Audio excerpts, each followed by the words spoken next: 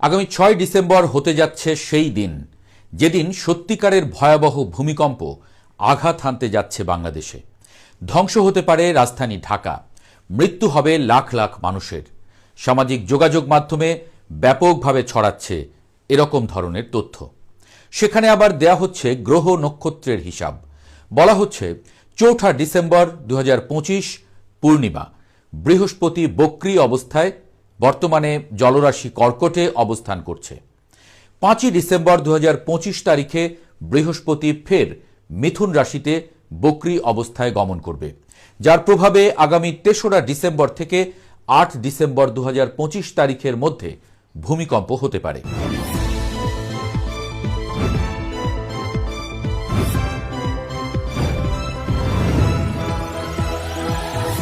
এমনিতে ভূমিকম্প আতঙ্কে ঘুমহীন রাত পার করছেন বহু মানুষ।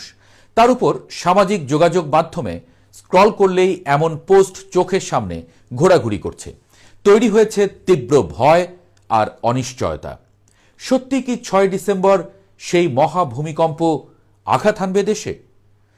এই প্রশ্নের উত্তর খোঁজার আগে দেখে নেওয়া যাক বাংলাদেশে, বিশেষ করে রাজধানী ঢাকায় ভূমিকম্পের আঘাত হানার আশঙ্কা কতটুকু। বিভিন্ন গবেষণা এবং বিশেষজ্ঞদের মতামত স্পষ্টভাবে ইঙ্গিত দিচ্ছে বাংলাদেশে যে কোনো সময় বড় ধরনের ভূমিকম্প আঘাত হানতে পারে। তার মাত্রা হতে পারে ৬.৯ থেকে ৮ মাত্রার মধ্যে। এটি একেবারে সত্য যে দেশের অবস্থান এবং ঐতিহাসিক ভূমিকম্পের পুনরাবৃত্তির সময়কাল বিবেচনা করে বাংলাদেশ একটি সিসমিক টাইম বোমার উপর দাঁড়িয়ে আছে। বাংলাদেশ অবস্থান করছে ইন্ডিয়ান, ইউরেশীয় এবং বার্মিজ, এই তিনটি সক্রিয় টেকটনিক প্লেটের সংযোগস্থলে। এই প্লেটগুলোর ক্রমাগত সরে যাওয়ার ফলে ভূ অভ্যন্তরে বিপুল পরিমাণ শক্তি জমা হচ্ছে।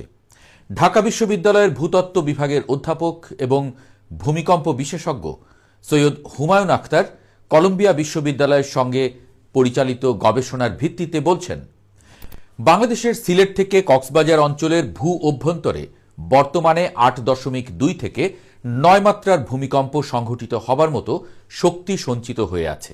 বিশেষজ্ঞদের মতে বাংলাদেশ অঞ্চলে বড় ধরনের ভূমিকম্প সাধারণত প্রায় ১.৫ শতক বা ১৫০ বছরের ব্যবধানে ফিরে আসে।